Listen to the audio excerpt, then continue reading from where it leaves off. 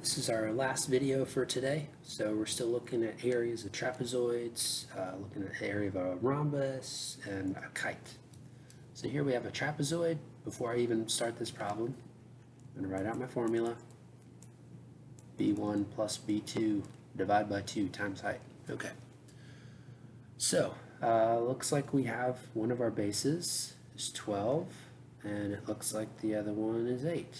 Okay, got those. Plug in what we have so far, 12 plus 8. Oh, I don't have height.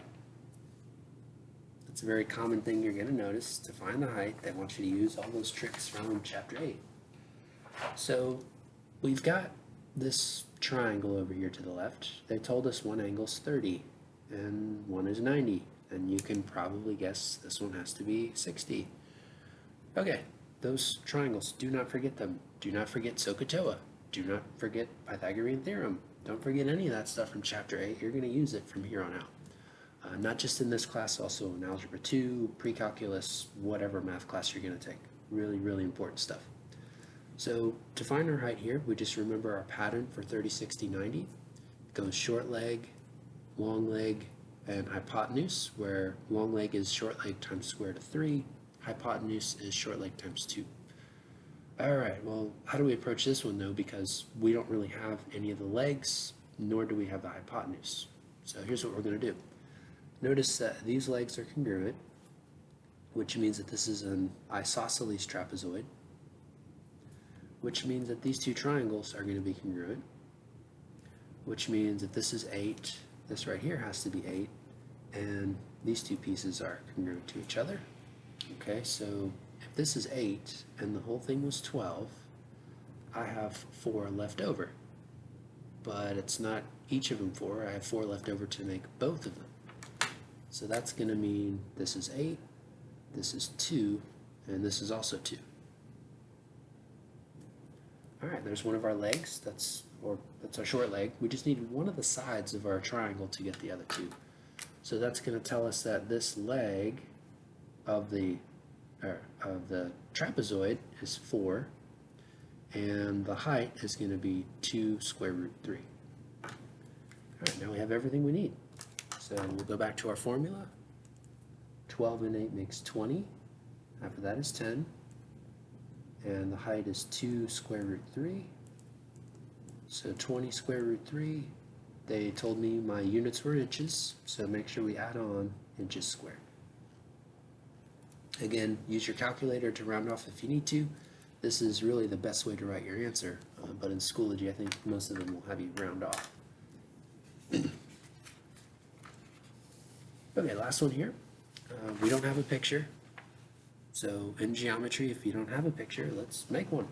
It's a rhombus. I'm not going to read anything else. All I see is that word rhombus, so I'm going to draw myself a rhombus.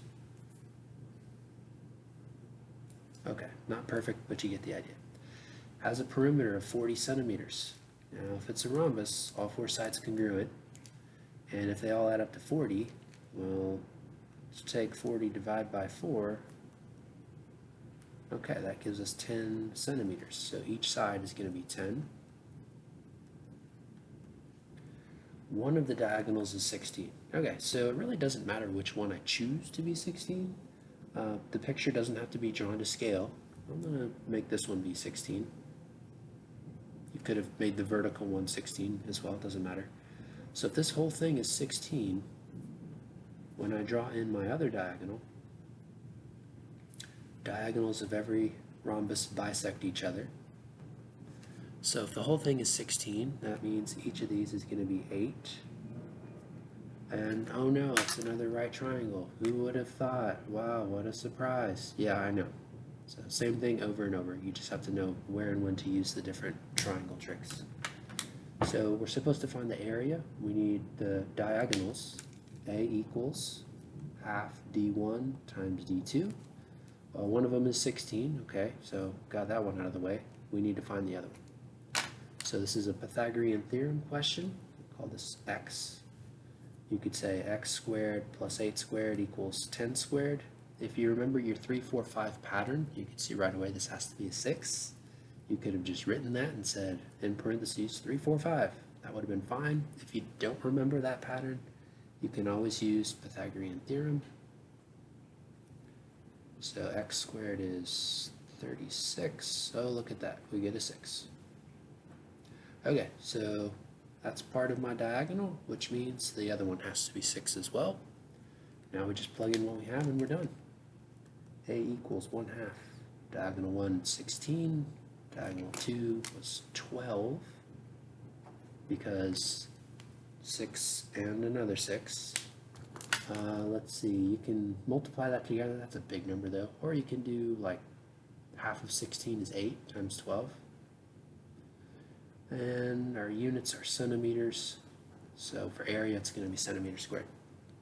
That's it. You should have plenty of information to work through the homework questions, the post review there, the check for understanding. And then for the assessment, remember to please do the homework first. I'm getting a lot of students who just want to jump to the end.